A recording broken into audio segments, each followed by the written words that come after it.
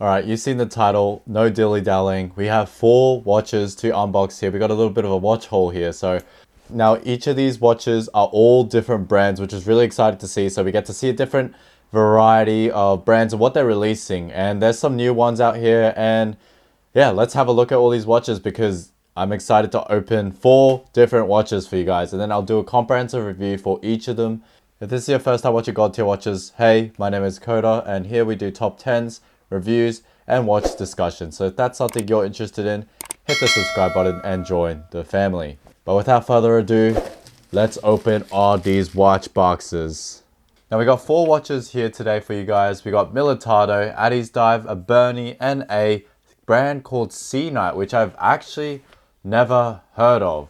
I've heard of the others, obviously I've owned them all. Now in terms of actual price ranges, they're all quite affordable. Seaknight being the most expensive out of the bunch for this one. Let's go from the cheapest all the way through to the most expensive and then go from there. Starting with Bernie coming in at 79 Australian dollars is what I picked up during the sale. And then going to Addy's Dive, Militado, then Seaknight to finish off this whole video. Alright, let's check out this Bernie watch here today.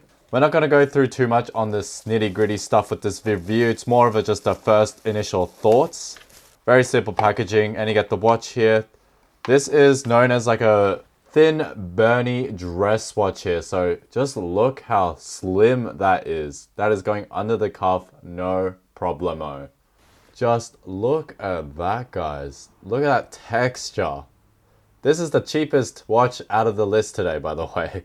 It's got a small seconds hand, as you can see, but that texture is definitely what its main prominent features, or just the benefits of this watch, I shall say. And just how thin this is. So it's a nice dressy piece, very minimal Bernie logo with the Roman numerals on the 12 o'clock position, just batons on all the other indices. Just a quick specs, it comes in just a light 42 grams with a leather strap here. It runs on just a quartz Miyota 1L45 movement. Its battery life is said to last 3 years with this one. Just mineral glass on this guy, which you can't really expect much for the price point. Only 30 meters of water resistance, which I think is okay and appropriate for a dress watch. And considering how slim it is, I don't think it'd be able to deal a whole lot of water action there. But yeah, to be quite exact with how thick this is, 7.5 millimeters. That is paper thin. But what do you guys think of this watch? Do you like the texture of it? I think it looks very nice. As a dress watch as well, it is quite simple, but that dial makes it very elegant to say the least. And the small seconds just being a sunburst, I think it's a nice contrast with all the texture that's on there. So the texture is very apparent to the eye. I'm not sure if that's shown on the camera, but I hope you guys can see that. But that is the Bernie. Next up is the budget watch of AliExpress. It is Addy's Dive. They just nail their loom, the quality, and just the price you pay for the cost performance is insane. So this is this watch here. It's already ticking here. Let's have a look. Alrighty, guys. Look at that like patina look that they've got. This yellowish tint and hue they've added to the indices and the handsets here.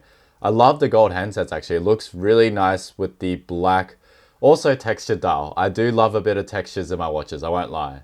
This watch, as you see, is sweeping like a automatic. However, it runs on it says Japanese quartz. It's really a mecha quartz movement. So I'm assuming it's a VH31. They haven't specified it here from the listing, but it's just a standard 3-hander, very much a Rolex Explorer homage with the patina look, but with a black textured dial instead with this one. I like the cursive Addy's Dive rather than the Sea Hunter logo that they've used. And then just 100 meters or 330 feet of water resistance just mentioned on the 6 o'clock position there. But this watch is clean. It's just nice and simple. Gold handsets with the nice yellowish patina look. I'm assuming their loom is going to be great when we do test this guy out. So very nice sizing of 36 millimeters. It's got a bubble mirror glass, so you get that distortion when you look at it from the side. So that's very nice here. It weighs a nice 112 grams, but keep in mind with the glass, it is just a mineral glass just to keep it, I guess, cost efficient. Though it does have blue AR coating, so you get better visibility under the sun there. And just for measure, this does come in the standard white indices and handsets instead, rather than this yellowish look. I just thought I'd try something out different with this yellowish look. And there is a brown texture dial, the same kind of texture pattern as you see here. But yeah, this one's also very nice. Very good pick. Again, it's not original, but it is a nice looking watch. On to the next one. Alright, next up is a Militado. Militado's box is a bit different from what I normally get, but it's like this army green color. Oh, it comes in this little cake tin. That's cool. There you go. Got the Militado guarantee card that doesn't have anything written on it, but let's look at this watch here. This one's slightly more than the other two, coming in at 98 Australian dollars, so it's around the 60, 70 US dollars price range, but good padding here, that's good to see. Now this one is also not an original design, but look at that, guys. This is the Militado ML08, as they call it, a Hamilton khaki homage for sure that you can see resembled here. Now you'll see that it's ticking 1 time per second. This is a Ronda 515 quartz movement that they used here. It's got domed sapphire crystal here, so you get a bit of distortion here. Not as much as the previous watch, the Addies Dive there, but you do get a bit of domed action there. It's got BGW9 lume. Militado's watches from all the other ones I've reviewed, their lume were also very good. Also pretty much on par with the Addies Dive, but we'll have to see in the comprehensive review. But yeah, this watch looks nice. Got some nice polishing here and brushed finishing. Very consistent, fine brushing on the side of this watch and then polishing on the inner bezel there.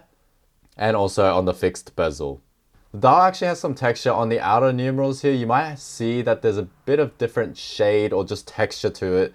The black in the middle circle is just pure black, and then you got the outside, it's got some lined circular textures on the watch just to make it pop out a bit, and I think it's nice. Very legible, obviously, with a black and white dial with a red seconds hand tip. Makes it nice and legible for sure. I just quickly see the date window there. The number looks a bit thin for my liking, considering how thick all these are, but it's got the 24-hour time on the inner numerals there. But this is an epitome of field watches. You get the nylon strap here, and you got the field watch look, very legible dial. So yeah, Hamilton khaki at its finest with the homage here. 100 meters of water resistance, so it's an everyday watch. Strap wise, it feels quite cheap. It's quite thin, but honestly, this is a strap monster. You could put on anything and this would look good. So yeah, that's the beauty of field watches, really. It looks great on anything, and just a dial, it's just an easy watch to wear for anyone, really. But that's it for this watch. Let's talk about the final watch I'm actually really excited to see, because it's a brand I've never seen. Alright, this is the final one, Seaknight. It's got the same hard plastic shell casing as like the Addies Dive, but we're gonna see what we're dealing with here. Oh wow, okay.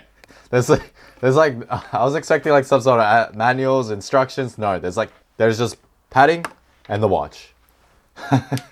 Let's get a close up on this guy, guys.